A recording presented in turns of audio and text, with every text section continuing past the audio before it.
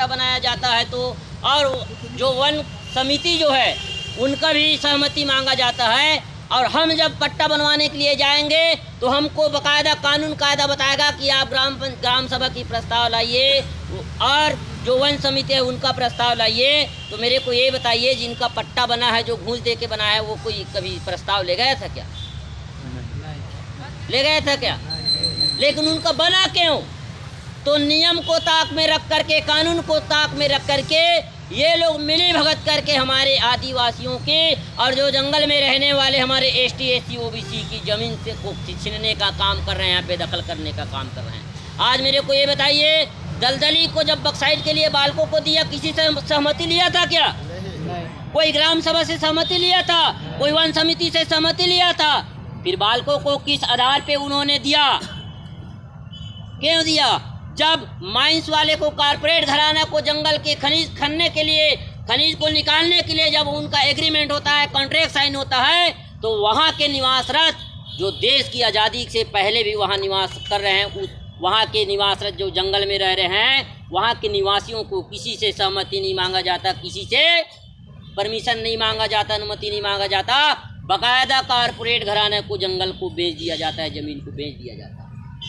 और जब हम अपने हक की बात करें तो हमको रूल समझाते हैं, नियम समझाते हैं, कानून कायदा समझाते हैं, तो वहाँ वो कानून कहाँ गई?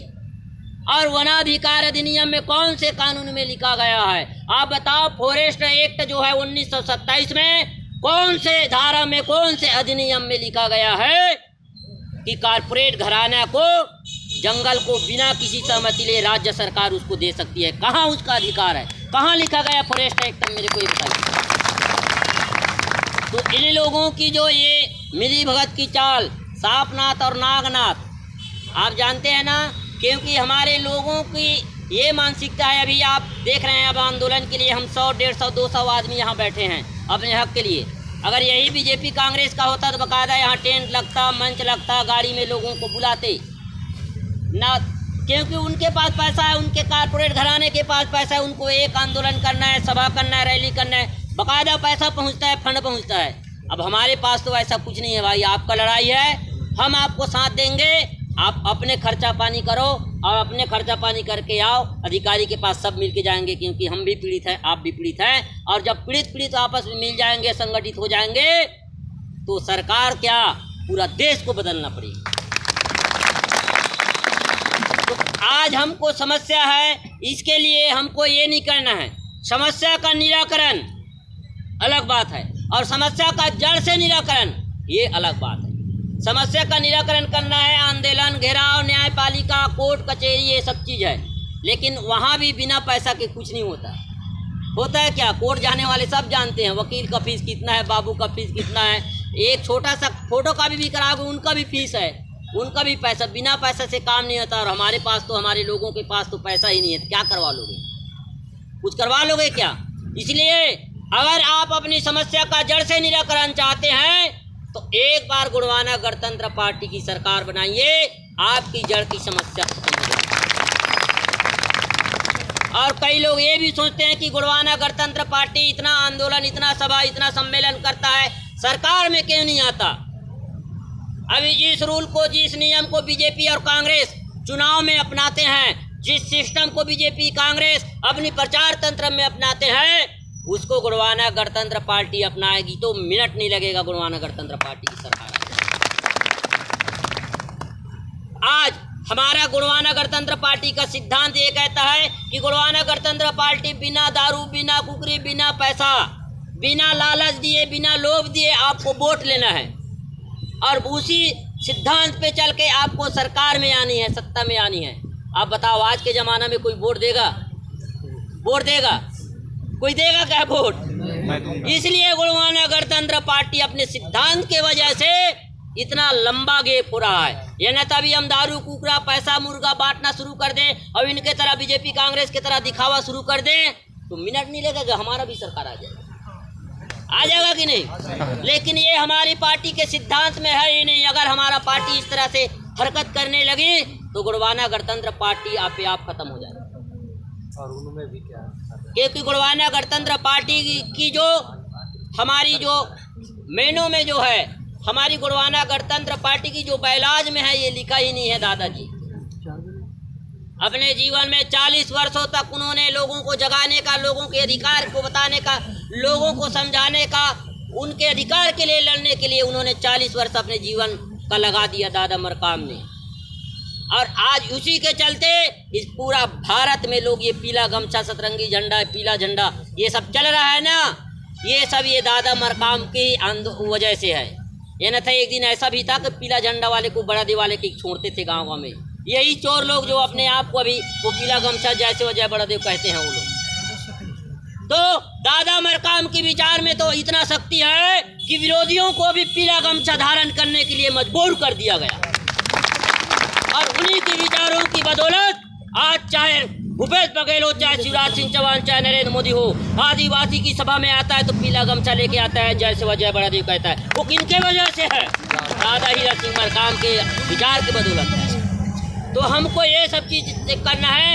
ऐसा नहीं कि विचारों से बदलाव नहीं होता, विचारों से बदलाव होगा, लेकिन आपको धैर्यता रखनी होगी, आपको अपने संघर्ष को आगे चलाना होगा, तब आपके विचार में बदलाव आ गया।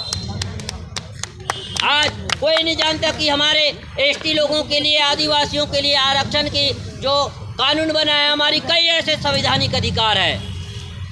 भारत की संविधान में हमारे एसटी लोगों के लिए सबसे ज़्यादा अनुच्छेद, सबसे ज़्यादा अनुसूची और सबसे ज़्यादा अधिनियम बनाई गई उनकी संरक्षण के लिए, उनके विकास के लिए। लेकिन आज जिसका सबसे ज़्यादा भारतीय संविधान में जिक्र हुआ है, विकास का जिक्र हुआ है, उस वर्ग आज पीड़ित क्यों है? उस वर्ग आज पीड़ित क्यों है? क्योंकि हमारे लोग, हम अपने कानून को, अपने अधिकार को जानते हैं, लेकिन लड़ना नहीं जानते, लड़ने की व्यवस्था को नहीं जानते, लड़ने की टेक्निकल को नहीं जानते। आंदोलन कर दिए, उसके बाद चुप हो गए।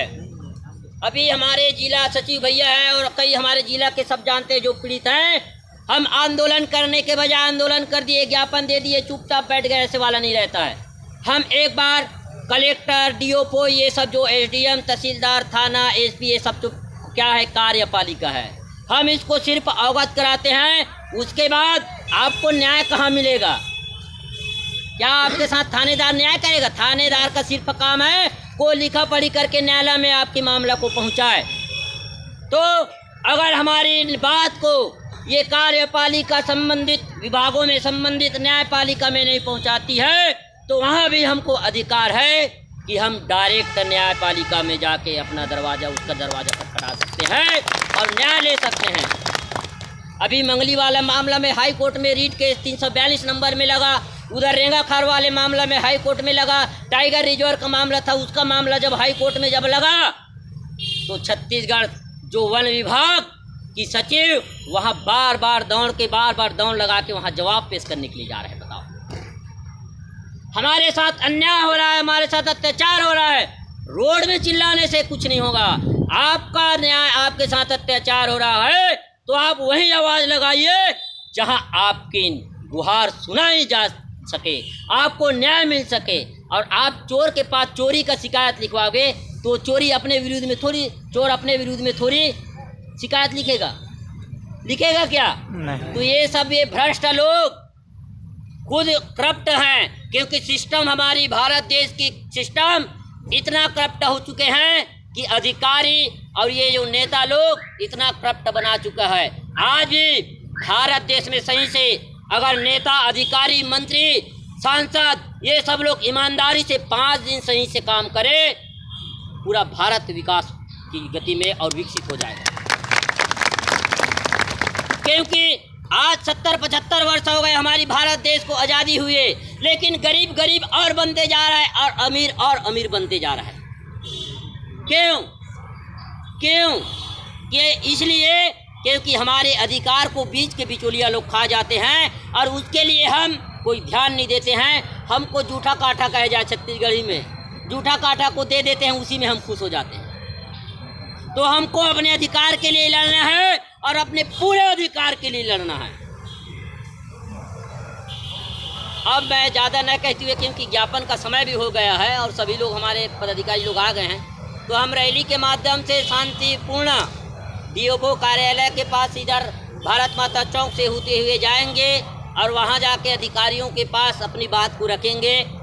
और अगर हमारी जो समस्या है उनमें प्रशासन संज्ञान नहीं लिया या फिर उचित निरीक्षण कर कार्रवाई नहीं किया तो 15 दिवस के बाद ये गोगापा फिर से कवर्धा जिला में आएगी और उग्र आंदोलन करेगी। उसकी जवाबदारी प्रशासन की। बस आप सभी को सादर सादर सेवा जोहार। गोंडवाना गणतंत्र पार्टी जिंदाबाद जिंदाबाद जिंदाबाद। गोंडवाना गणतंत्र पार्टी जिंदाबाद जिंदाबाद जिंदाबाद।